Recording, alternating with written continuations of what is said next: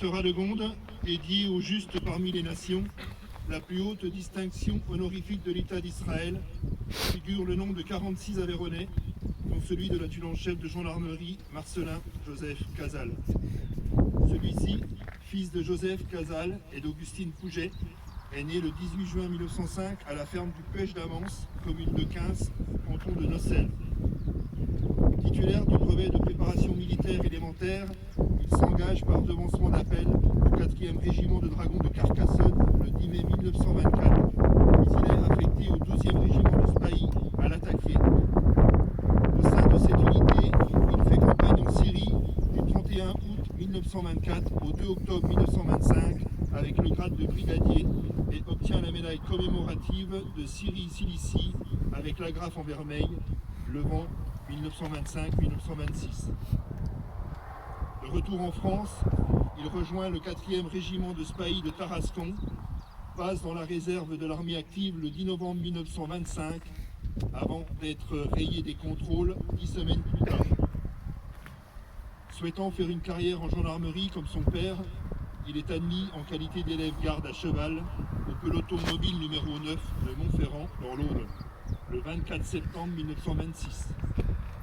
Le mois suivant, il se marie à Crespin avec Marie-Jeanne Périgord, 22 ans.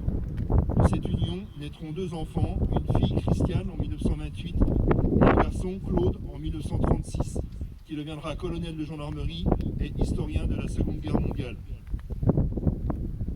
Gendarme à cheval, le 17 mars 1927, il sert en Algérie à la brigade de Bonny, compagnie de Tizi Ouzou, et gendarme à pied le 21 février 1928, il sert en France à la brigade du Massegros, compagnie de la Lozère.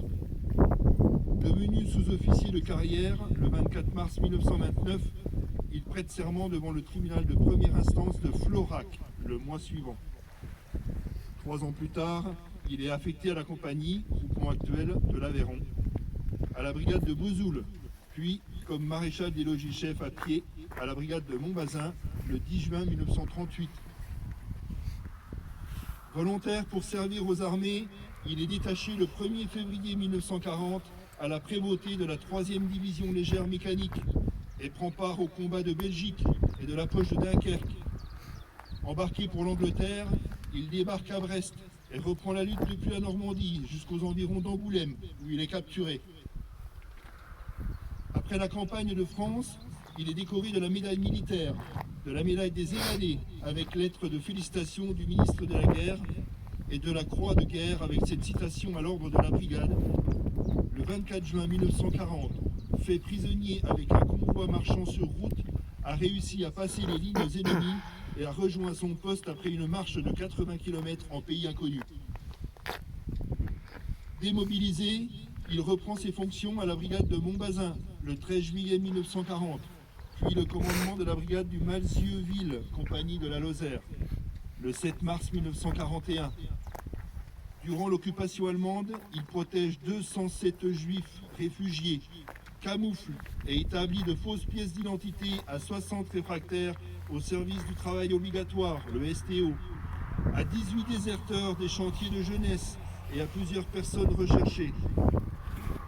En outre, il cache 43 kg de poudre et 600 détonateurs, héberge dans son logement une mère et sa fille recherchées par la Gestapo, remet 21 mousquetons et 3 pistolets au maquisard et devient agent de renseignement de plusieurs réseaux de résistance.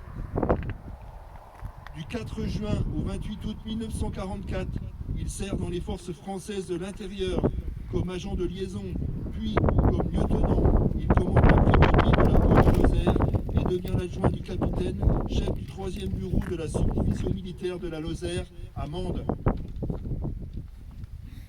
Au lendemain de la libération, il est cité à l'ordre de la division en ces termes: officier d'un courage et d'une énergie absolument remarquables, a participé vaillamment au combat des 10 et 11 juin 1944 au Mont-Mouchet. C'est particulièrement distingué le 20 juin 1944 au combat de Chaudzègue contre des forces ennemies supérieures en nombre et en matériel, pris à partie par les armes automatiques, l'artillerie et l'aviation, a maintenu sa section sur sa position et ne s'est replié que sur ordre et au moment où il allait être encerclé.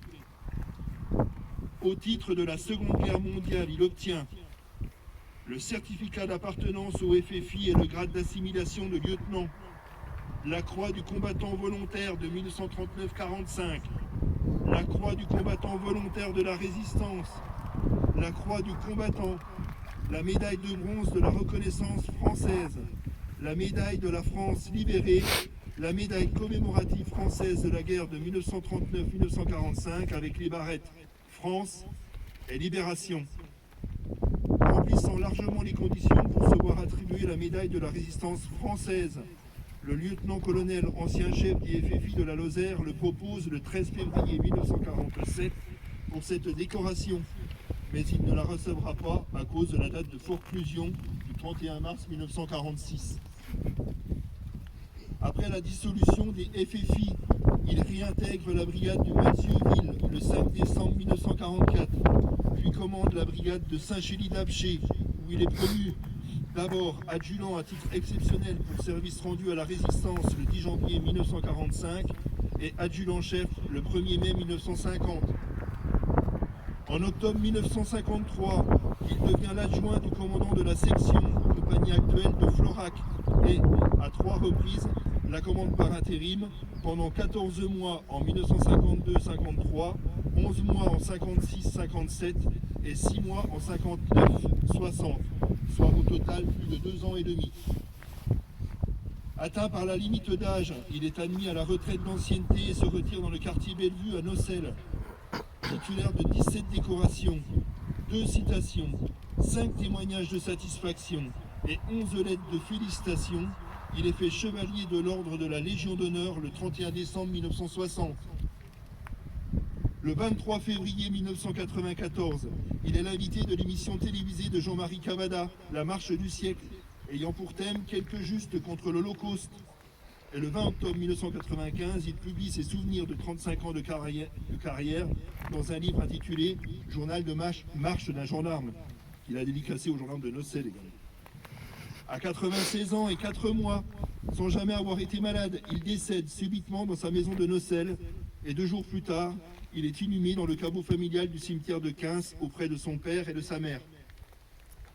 Aujourd'hui, outre cette stèle de Sainte-Radegonde, son nom est gravé sur le mémorial de la Shoah à Paris, sur celui du Yad Vashem à Jérusalem et sur la plaque de la caserne au Malzieu.